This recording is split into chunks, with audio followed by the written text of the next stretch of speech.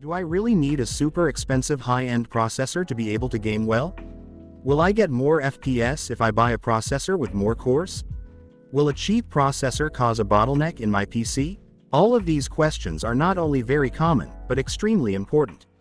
As I always say, it is extremely important that there is a balance between the components of a computer, so that all of them can offer their maximum performance. A Ferrari is useless if you put wooden wheels on it. In today's video, we are going to study the performance of different processors with different low-end and high-end graphics, to determine to what extent it matters to have a good processor in your computer. In addition to this, we are also going to study other types of bottlenecks that can also affect the performance of your PC, so that you don't make a mistake when choosing components. I hope this video is what you were looking for, and I wanted to emphasize that it has been possible thanks to your support. If you want to see more videos like this on the channel, it is vitally important that you subscribe, since the vast majority who watch the videos are not subscribed, and bringing relevant content is complicated if our community does not grow in numbers. See also the description to follow us on the other networks, such as TikTok or Instagram, and above all, add our Amazon and Newegg affiliate links to your bookmarks. That way, despite paying the same price for your online purchases, you will be contributing directly to this channel. A bottleneck occurs when one component within a PC is limiting the performance of another. In other words, when one component makes it impossible for another to function as it should. There can be many types, and all the components of a PC can be bottlenecks of different types. A poorly ventilated case means poorer airflow inside, which means higher temperatures and poorer performance of its components. A slow hard disk, as we saw in this video, makes your PC run slower and data loads more slowly. At the extreme, an underpowered power supply means that your PC components do not receive enough power, causing the PC to shut down. For all these reasons, we say that it is very important to configure a computer correctly, keeping a balance between its parts. But just saying it doesn't prove anything either. Do you want to know what the real implications are if we mount a processor that is too slow with a high-end graphics card? Or what is the effect that RAM memory has on performance? Or what happens when the graphics card is the limiting factor of a computer? Let's start looking at it from the beginning. Processor performance is in many cases determined by the number of cores and threads. How many cores and threads do we need today? How do you know if your processor is causing a bottleneck and you are losing performance? We have tested different processors to demonstrate all this, and you can be amazed by the results. For the tests, we have a very unorthodox range, but you will see how it will serve us perfectly. First, we will be comparing a Xeon E5 2620V3, with 6 cores and 12 threads, with an E5 2670V3, which has 12 cores and 24 threads, twice as many. They are mounted on Chinese X99 motherboards and the RAM is capped at 2133 MHz, unfortunately. These are Xeon server processors, compatible with Socket 2011 V3. Unlike a normal desktop processor, Xeon processors have a completely different approach. Why is this? It happens because server processors are designed to handle more intensive workloads and multiple tasks simultaneously, while desktop processors are designed for fast single-task performance. In addition, server processors often have additional features to increase their reliability, security, and virtualization capabilities. Moving on with the tests, in Cinebench R23 we can see how in the multi-core test the big brother takes advantage of that extra cores to almost double in points to the 2620V3, and is placed more or less where a Ryzen 7 1700X, the first generation Ryzen that came with 8 cores and 16 threads. The most interesting test is in gaming, and here I have compared these two processors, but each one I have also tested with 2 different graphics cards. First to RX 590, which was the one I put in the best cheap gaming PC of 2023, which we tested recently in the channel. I leave you here above that video, which is super interesting. Then also the RTX 4070, which is a super top high-end graphics card that just came out, and it's going to squeeze these processors to the max. But why are we testing a high-end graphics like the RTX 4070 with 10-year-old Xeon processors that cost €10? Well, because it's the best way to see if that extra cores makes the 2670 better able to support a high-end graphics, and consequently, to see if the number of cores matters when a gaming PC is limited or has a bottleneck in its processor. Let's start with Fortnite and the split screen in 4. The graphics configuration is competitive and the resolution is 1080p. The important thing here is to know that in the 4 tests the configuration is exactly the same, only the processor and graphics change. On the left you have the RX 590, with the RTX 4070 on the right. Meanwhile, on the top row you have the 6-core Xeon 2620, and below you have the 12-core 2670. We see the performance differential in percentage between the two processors, and the results we see corroborate what we were talking about. In the case of the RX 590, both PCs perform similarly, so the processor is not a limiting factor. Or at least not as much as we see in the 4070, where there is a more substantial difference. If you notice, the Xeon 2620 pulls almost the same FPS with the RX 590 and the RTX 4070, an infinitely more powerful and newer graphics card. This is because the processor is at its absolute limit, already with the RX 590.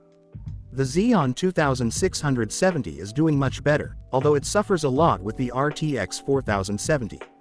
It still causes a huge bottleneck. To verify that the same would happen in other games, let's run the Cyberpunk 2077 embedded benchmark. In this case the game is set to medium qualities and at 1080p in all cases. I know that the RTX 4070 could run this game at higher resolution and graphics quality, but by lowering qualities the processor will be more demanding, and that interests us in this case. In the case of the RX 590 we could test running the game at 720p, but I don't think anyone plays like that, and I was interested in showing more realistic results in this case. Battlefield V is also an interesting game to test, as it puts a lot of demands on the CPU on this Rotterdam map. We run at 1080p on high, to see how the RX 590 and RTX 4070 perform. If you're wondering what the bottleneck is, this is exactly what we see with the RTX 4070. We see how the processor is working at 100% to send all the information requested by the graphics card, and we can see that it is not enough, because the graphics card is far from working at 100%. This is a disaster in a gaming PC, and indicates that the PC is poorly balanced, in addition to losing a lot of performance that the graphics card could give. We see much more difference in favor of the 2670 in the test with the 4070. When running the game in 1080p, with a super powerful graphics card that supports much more graphic load, the processor is a huge bottleneck. Seeing this, we can say that having twice as many cores has helped us a lot.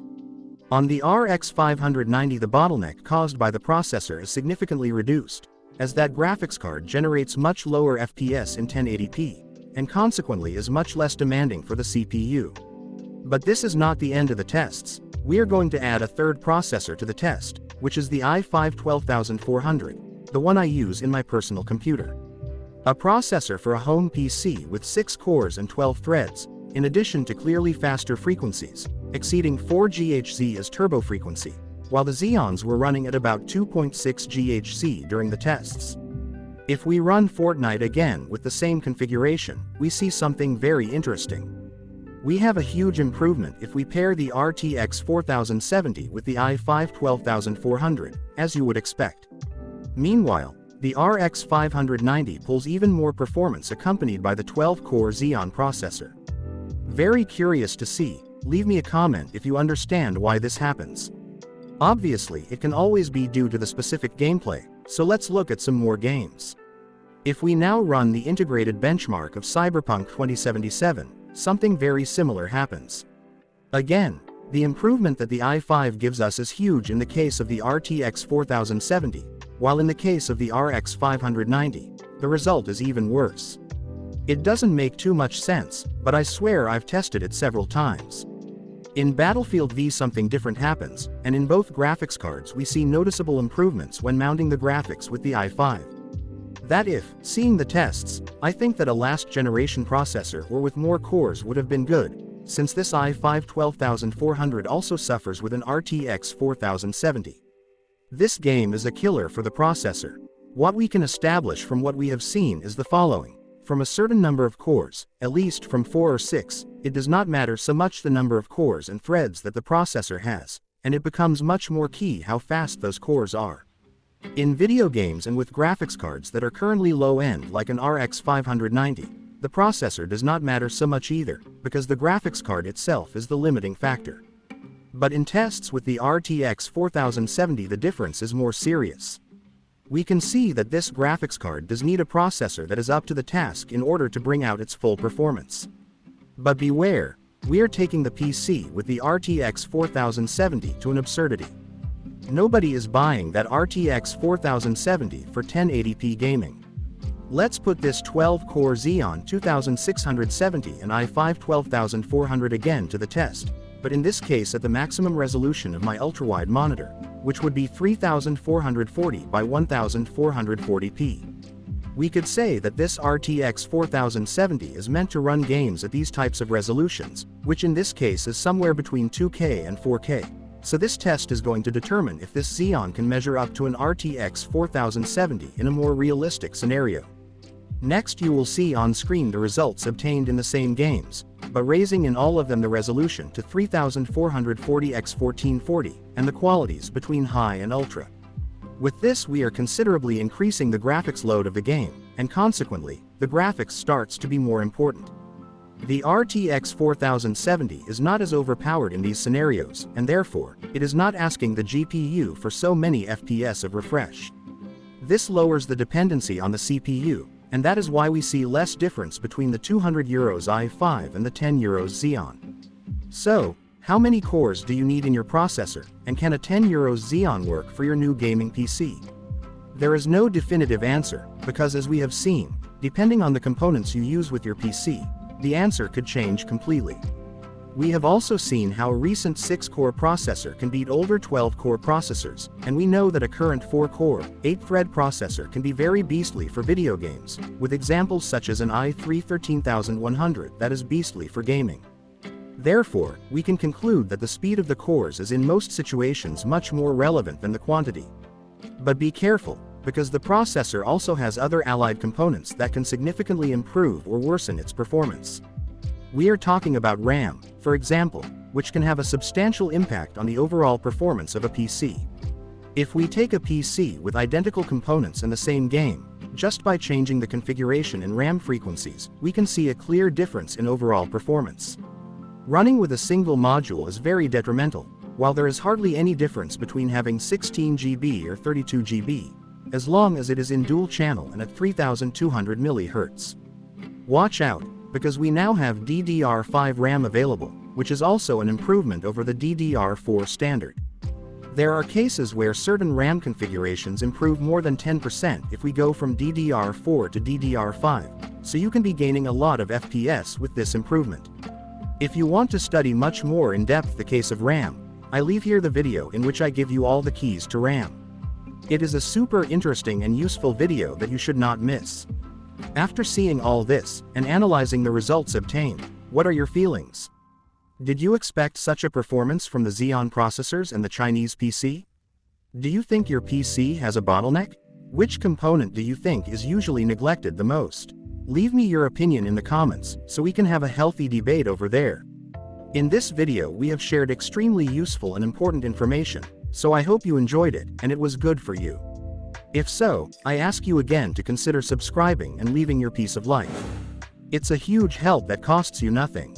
That said, I'll see you in future videos. See you next time, bye.